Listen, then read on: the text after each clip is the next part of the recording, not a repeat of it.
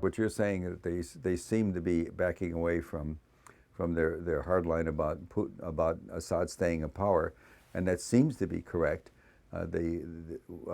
Kerry met in Moscow with Putin, and also later with Lavrov, said we're not talking about regime change anymore, and they've said that quite a bit actually since they said it again when the terrible attacks took place in France. They said it then. But the reality is they always have a clause that says, but we don't think that he can stay in power during the negotiations. So it's really just, it's just like a game of cards. They are softening the line about Assad because many people around the world, and many people, even a few here in America, where the hatred of Bashar Assad is just almost, I think, almost irrational.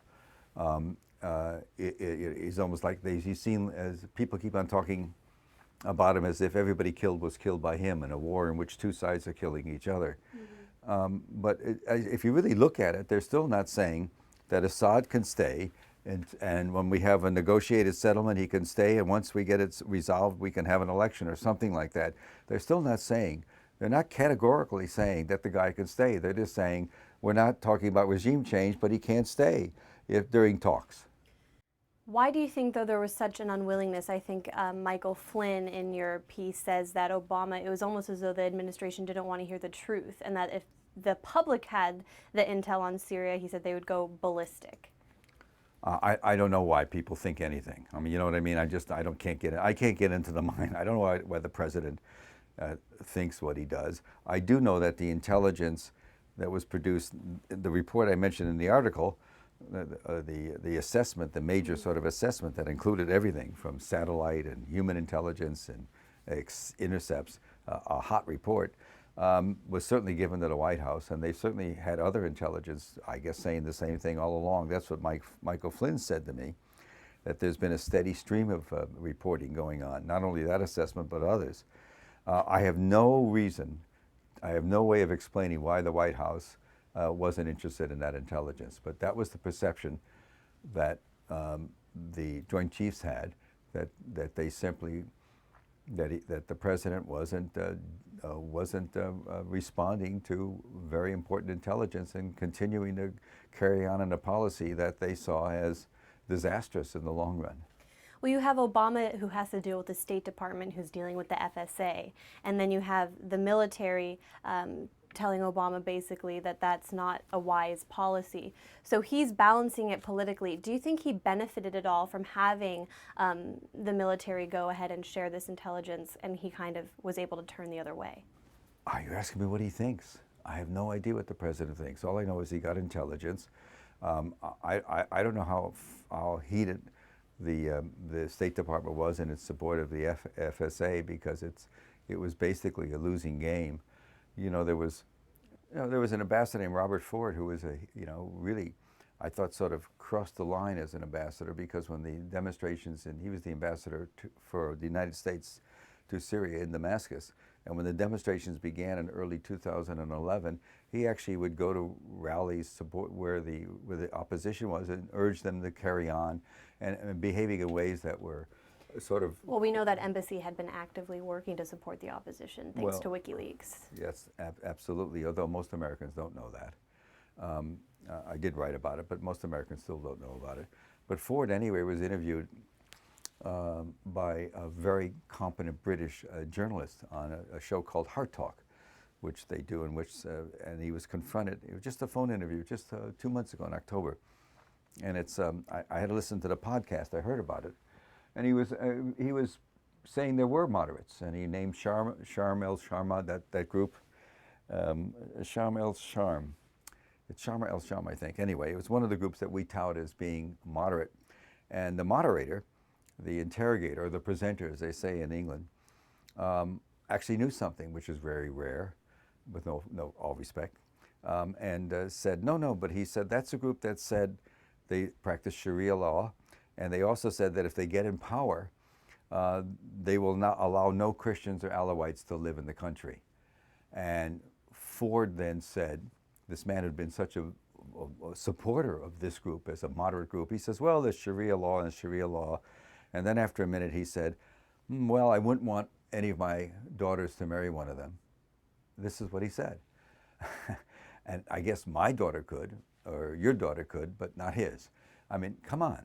They know that these groups, that they're at least at some level, they understand that the groups they insist are so moderate have a lot of ties. You can't exist without being in league with al-Nusra or the Islamic State. And you write about how some of the extremist groups view the FSA as their greatest arms dealer. Well, I quote somebody as saying Right. that somebody who spent time with the Islamic State, and they say, oh my God, they're the best because you get all these great weapons, and they immediately sell them to us. And you know, right now, I just heard in the last few days that we're still supplying, right now we're supplying TOW missiles, anti-tank missiles, to the Uyghurs.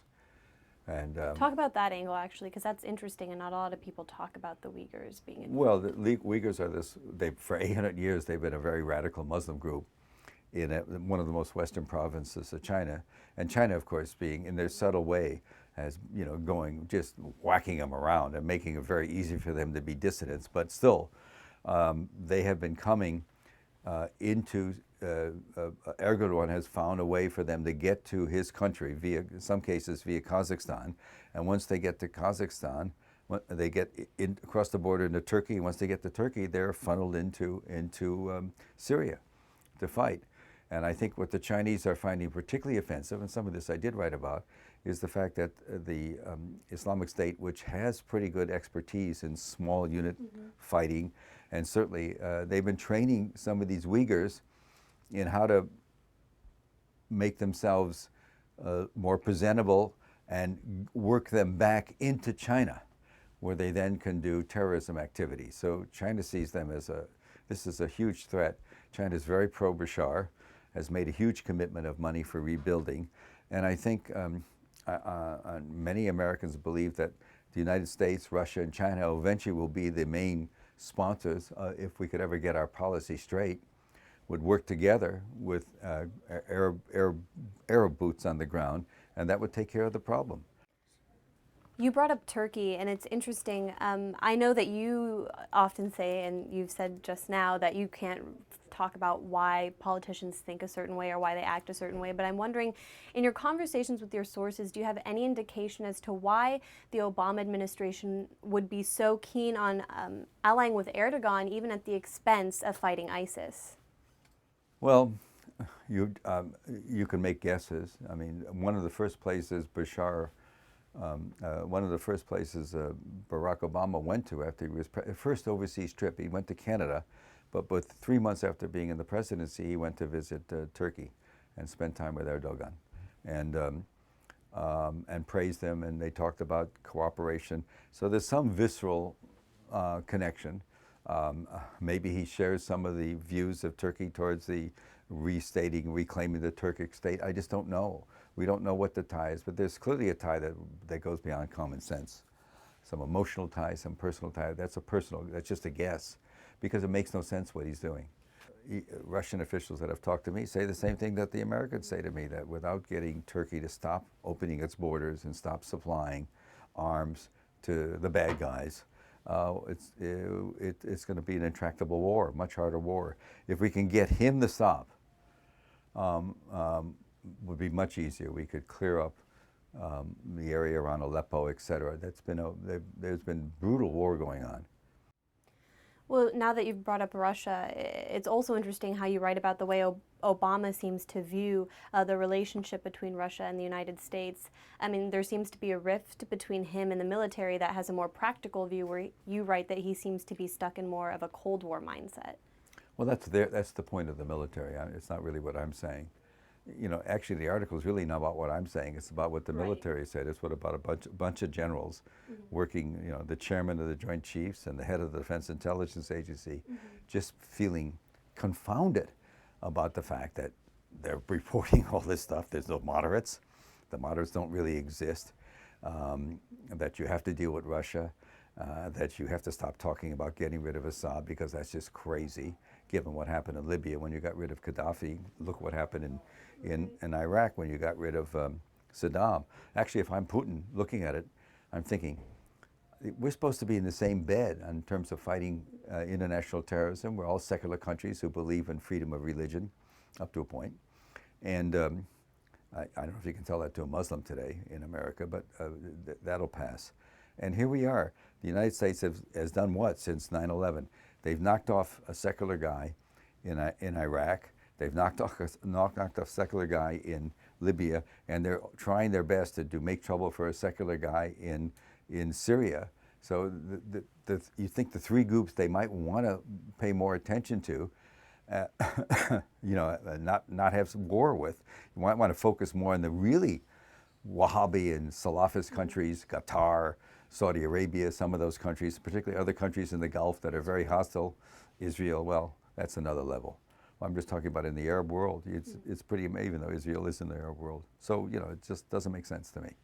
I want to give you a chance to respond to some of your critics because, as always, when you come out with a story that disrupts the mainstream narrative, they really come at you.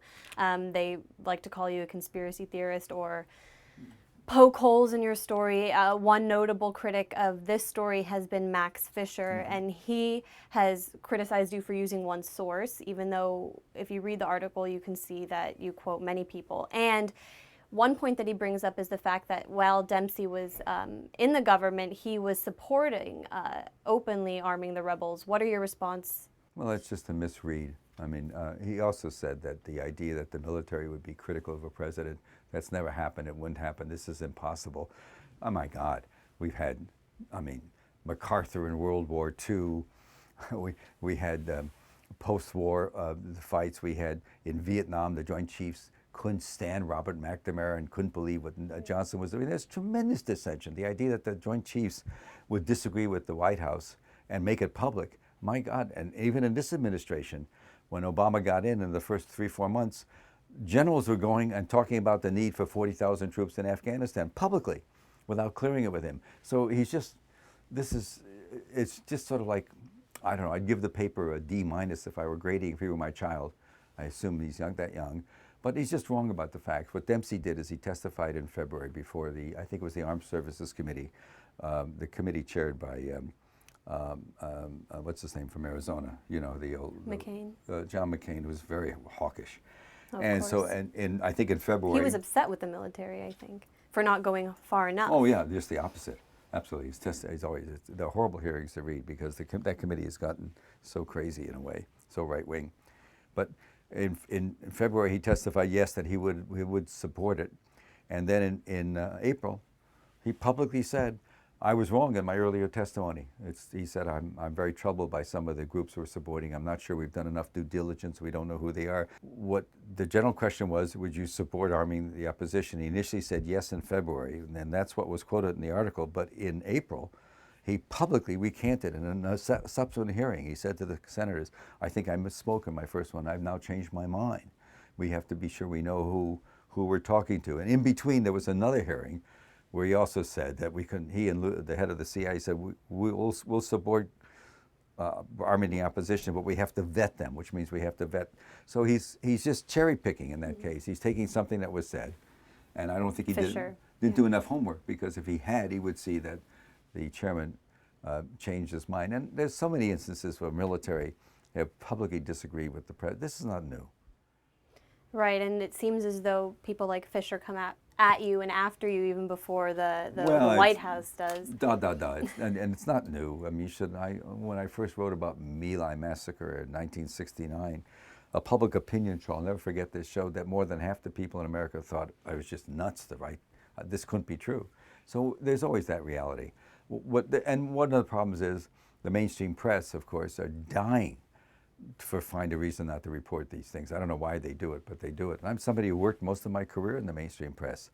But the way this story was treated, let's say in the London Review, was exactly the way many of my stories right after 9/11 in the New Yorker magazine were treated. I would write about covert operations in Iran, and everybody just go, what? Right. So there's just a gap between, there's a lot of conventional thinking in the media today. I'm just sorry to say that, much more than there was. And it makes me sad, but it's also reality.